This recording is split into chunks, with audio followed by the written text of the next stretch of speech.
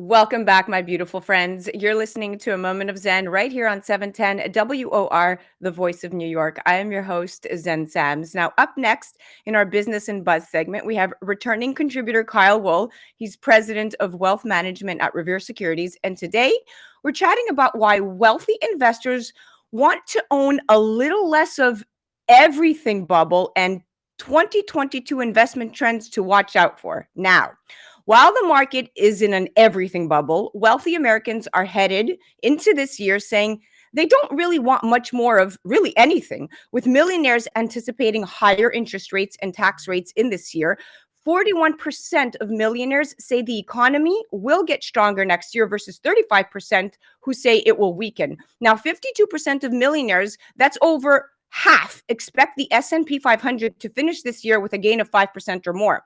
But overall, the survey of wealthy Americans finds little appetite for more risk within investment portfolios. So the percentage of millionaires who say they will be increasing investment actually declined across every single asset class, including equities, investment real estate, alternative investments, international investments, and even precious metals. So what happens next if investors are reluctant to take on more risk, but also can't or don't want to get out of the market? And that's an interesting question. It's clear that the market is high and people are nervous, but none of them seem to be at the point of getting out. So one would ask, should you rotate out of stocks into bonds and funds? Are cryptocurrency investments worth the volatility? What are the dominant themes for investing in 2022? Well, I'm not the expert, but Kyle Wool is, and here to break it all down for us, he is back. Welcome back, Mr. Wool. Thank you, Zen. Glad to be here. So, Kyle, it seems like the bottom line here, from a pulling the trigger perspective, is mitigating risk when it comes to investments. And taking risk off the table doesn't have to mean major shifts in an overall portfolio asset allocation plan. And I've actually learned that from you from past business and buzz segments, that taking risk off the table really only has to mean going from like a 90% equity, 10 fixed income split to 80-20, say. So in other words, downshifting from uber aggressive to just aggressive is really all you need. What strategies are you recommending to your clients these days based on the current state of the market?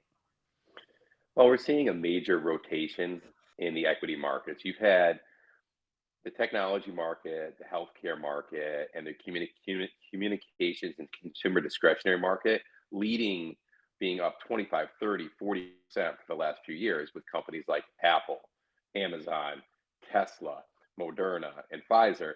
And I think a lot of people are saying, okay, some of these stocks, they're great, but you can't continue to be up 50, 60, 70% the way they have been year over year. So you're starting to see some profit taking, especially at the end of December. We saw a lot of profit taking for people taking some losses against gains. And I think you're seeing a lot of rotation going into more traditional stocks that'll benefit from a higher interest rate environment. You're starting to see companies like Morgan Stanley and Goldman Sachs and Wells Fargo start to outperform against their tech peers. You're seeing money go into some of these commodity companies because as interest rates go higher, commodity companies and builders will typically do better. So I think right now you're just seeing a bigger rotation. Whether this continues or not, I think is very interest rate dependent. But I do think that rotation has begun and it's going to last for at least the next quarter or two. That you talk about rotation, because that it makes total sense. In fact, look, the S&P 500 rose by almost 27% in 2021, yet the coming year presents a confusing landscape, really, because inflation is on the rise. You have new COVID variants that have emerged, and then the Federal Reserve is expected to raise these interest rates in the coming year. But the past 3 years have been the best period of the stock market since 1999, really, despite the COVID disruption. And we're in an environment where interest rates are rising and specific sectors take the lead. For example, for young investors who may have followed the herd into tech stocks, this means it might be time to diversify their money into other sectors, right? So the clean energy transition also offers several investment opportunities. But at Revere, you're at the forefront of this transition with plenty of structured investment opportunities and strategies. ETFs, right? Exchange traded funds were another asset class that had a banner year in 2021. Talk to me about some of the details that you look for when investing in ETFs. See, ETF's a great vehicle, right? You can have very conservative ETFs that are diversified, like SPY, which is the oldest ETF on Wall Street, which is State Street's Spider SPY, which just basically looks at the S&P 500. It's market weighted. And then you have other unique products like Revere has, what we call R SPY, RSPY, which we overweight not to what we think has done the best in the last 12 months, but what we think will outperform over the next 12 months. And our ETF's actually done quite well against the S&P over the last few months. Now, you can also get very specific in an ETF as well, where you can buy a basket of AI stocks, you can buy a basket of environmentally friendly stocks, you can buy a basket of stocks that will not invest in guns and tobacco. So instead of just buying that one stock, what may have individual stock risk, you can buy a basket of 30 stocks or 50 stocks in a sector that you personally think will outperform, whether it's AI, whether it's part of the metaverse and some of these new exciting technologies, or maybe you just think that oil and gas are going to do well. You think traditional fossil fuels will do well, or you think just solar is do well. There's, I think, over 6,000 different ETFs right now to choose from. One thing I would caution for the average investor, probably best to look at the underlying volume and the spread of the ETF. Don't buy something because it sounds sexy and it only trades a couple hundred shares a day. You want something that's liquid, that has a tight bid-ask spread so you can get in and get out when you need, and be very, very careful of double and triple leverage ETFs because those only really mimic the market for that trading day and they decouple every day afterward. I think these are things the average investor needs to understand. Honestly, at Revere Securities, you do such a thorough job at looking under the hood, really. So, I trust what you say, but also to tack on to all of the ETF crypto, all the ETF craze. Really, by the end of 2021, ETFs had received more than 900 billion in inflows. So that's definitely a signal in the market. Now I'm going to move on to stimulus money coupled with low interest rates drove investors' cash into risky assets, such as cryptocurrencies during the pandemic. You touched upon it a little bit earlier, but the market cap of cryptocurrencies grew to more than 1 trillion, Kyle, during this time. So decentralized finance and non-fungible tokens, right, DeFi and NFTs became the latest buzzwords, and governments around the world are mulling the introduction of central bank digital currencies, CBDCs. What do you say to this? I think it's a very interesting time for NFTs and for cryptocurrency, right?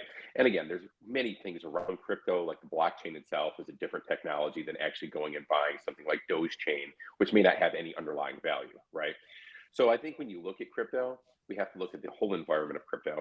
And I think when we look at these NFTs, I like the idea of the NFT. I think it's got a broad-based ideology, but there's so many coming to market. It's very, very difficult right now to know which ones actually have a real life application and which ones don't. I do think, though, if you look at certain companies, I'm not here to recommend individual companies, but ones that have traditional content like Playboy or Topps playing cards, they may be able to really do well in the NFT market because they have that traditional content that people have an interest in.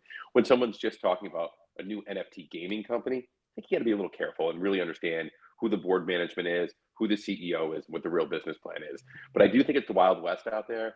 I do think crypto has a great application, but I do think it's going to have a lot of headwinds when you're talking about countries like China and India and even places like South Korea, Taiwan, and Japan that do not let you just move your money out of their country. So I think that's something we have to pay very close attention to because if you have someone like China and India shut down the crypto, that's more than half of the world's population. Right. Well, you know what? Interestingly enough, our very next segment, right after Business and Buzz, happens to be the Crypto Frontier segment with Chris Pulley, and he's coming in with an NFT pioneer, and we're going to be chatting exactly this. So I'm glad that you're kind of opening the little gateway here in particularly this episode. Now, moving on from that cryptocurrency kind of talk, I'll move into something a little bit more specific to the market, right? So now we're approximately, 13 years into a bull market run, really. And after a big pickup in volatility last year that was resolved with government stimulus and the Fed printing,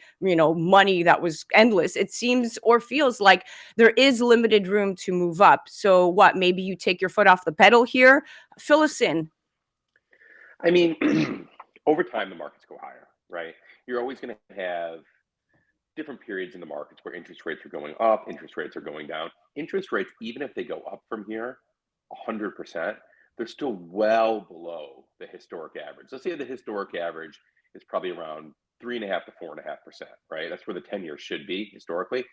We're still way below that. So even if rates move up, I honestly think it's healthy.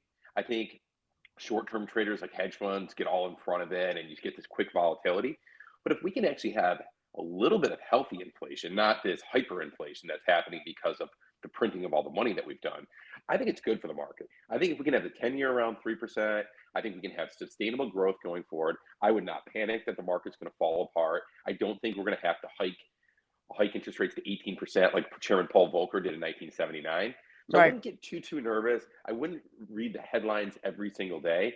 I do think, as Warren Buffett said, if you buy great companies, you'll do well over time. And Buffett did very well buying Apple. He did very well buying American Express, Coca-Cola. So if you own great names that you like, that are paying you a dividend, that you think have great potential for growth, I wouldn't panic and sell those companies. If you have made a lot of money in things like Bitcoin or Ethereum or some of these small cap tech stocks like Riot Blockchain, maybe take some money off the table because I Yeah. think we will see volatility. Yeah, I agree. And you know what? Inflation at the end of the day is not an immediate threat for the wealthy, really. If you're worth $10 million and you're living off of 200,000 a year, even if there's 6% inflation, the inflation won't change your lifestyle. I mean, for the wealthy, the inflation anxiety is not equal to the legitimate concern for the less fortunate in society that have about food budgets and buying a new car, right? But there's no getting away from the Sure. fact that inflation can in fact erode the value of their assets, meaning the super rich, and assets went up more than inflation this year. So more than it was eroding. But by next year, it could be a double whammy where inflation is growing and the market is flat. You're seeing erosion of value. And that makes it harder to weigh inflation relative to investments after a period when investors have benefited for such an extraordinary market. How do you really hedge yourself against this, though? Having a diversified portfolio. I mean, There you go. I think you've heard me say it before. Great wealth is created through great concentration, but great wealth is preserved through great diversification. So if you rebalance your portfolio, like what RSPY does, tech was up, communications was up, healthcare was up. Maybe those shouldn't be the largest parts of your portfolio. At the end of the year, you should pare those back down and rebalance your portfolio. Typically, what was best the last couple of years will be worse for the next couple of years. If you look at those old traditional charts, you'll say tech, tech, tech, tech, tech, tech, and you'll see things like financials move up as interest rates go up. Yeah. That's why keeping a balanced portfolio and not getting over concentrated with your conservative money is very important. Is very important. Yeah. Well, listen, Kyle, it was very enlightening talking to you. You definitely set the tone here for our listeners for sound advice when it comes to investing and fattening up our bank accounts. So thank you so much. It was a pleasure chatting with you again. Thanks, Ed. Always a pleasure to be on. Thank you. Absolutely, guys. You have to check out Kyle Wool. He's president of wealth management at Revere Securities. Head to the website and check them out, reveresecurities.com, or you can also check them out on social media. They're all over the place. This is Zen Sam's. That was Business and Buzz, brought to us by Revere Securities. You're listening to A Moment of Zen right here on 710 WOR, the voice of New York. We'll be right back after this.